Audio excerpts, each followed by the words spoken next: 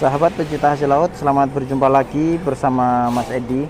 Hari ini saya mau membuat video lobster-lobster yang sering ditolak di tempat-tempat eksportir. Tapi jangan lupa sebelum menonton video ini, bantu support channel kita dengan klik subscribe, like, and share. Biasa yang dilakukan oleh eksportir setelah barang masuk yaitu barang akan dises berdasarkan jenis dan ukuran, dan juga akan dipilih apakah barang itu dalam kondisi sehat atau dalam kondisi loyo atau yang masuk dalam kategori di bawah ses.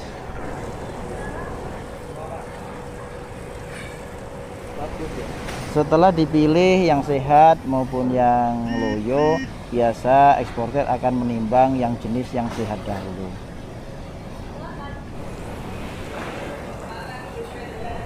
Ini adalah lobster yang masih dalam kondisi loyo. Biasa ditandai dengan melebarnya atau ada jarak antara ekor dan punggung. Ada longgar, itu dalam kondisi loyo. Biasanya lobster-lobster yang dalam kondisi ini akan dimasukkan di kolam terlebih dahulu untuk proses karantina. Tetapi sebelum masuk kolam akan dilakukan penimbangan untuk dicocokkan saat nanti dalam proses vonis.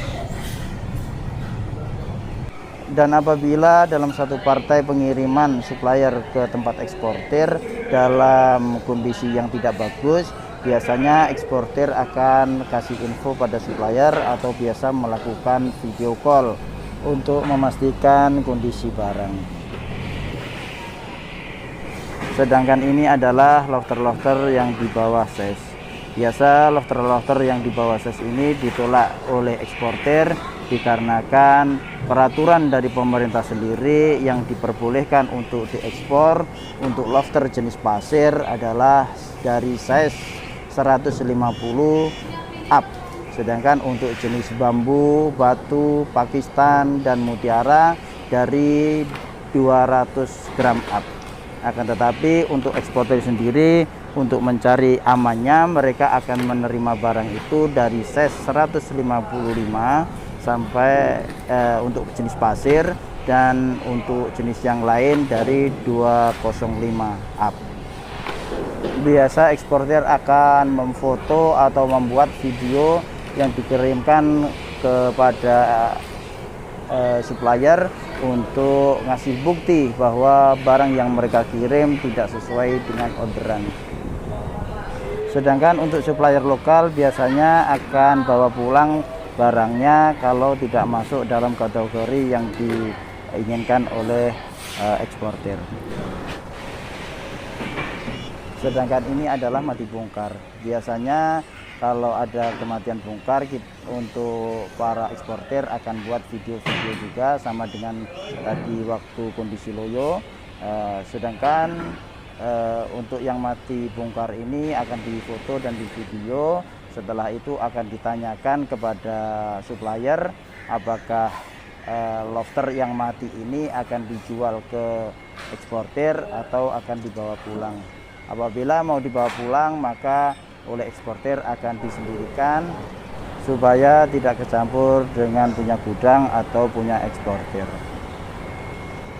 Sedangkan untuk lobster yang masih dalam kondisi hidup, akan tetapi kakinya sudah lepas 31 atau 22 atau lebih daripada 3, biasanya eksportir akan vonis mati. Karena barang-barang yang seperti ini sudah tidak layak untuk diekspor ke luar negeri.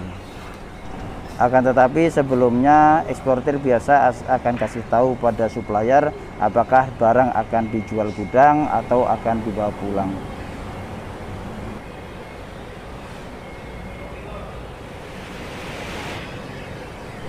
Sedangkan ini adalah kondisi lobster yang dititip atau dalam kondisi karantina.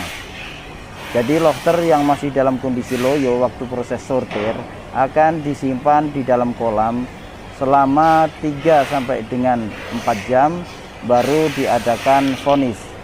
Jadi lobster ditaruh di kolam berdasarkan supplier.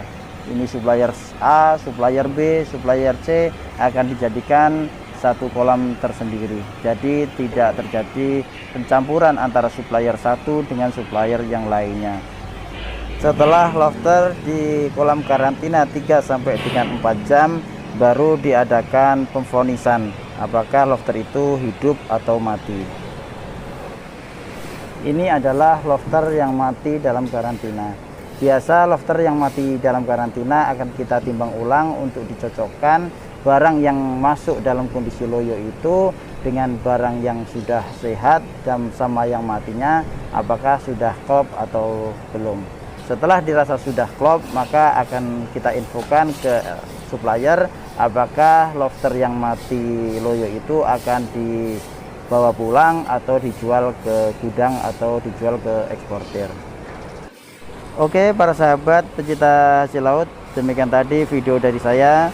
Mudah-mudahan video pada kali ini bisa bermanfaat buat kita semua, dan selamat berjumpa di video-video saya selanjutnya. Jangan lupa support channel kita dengan klik subscribe, like, and share. Terima kasih dan assalamualaikum warahmatullahi wabarakatuh.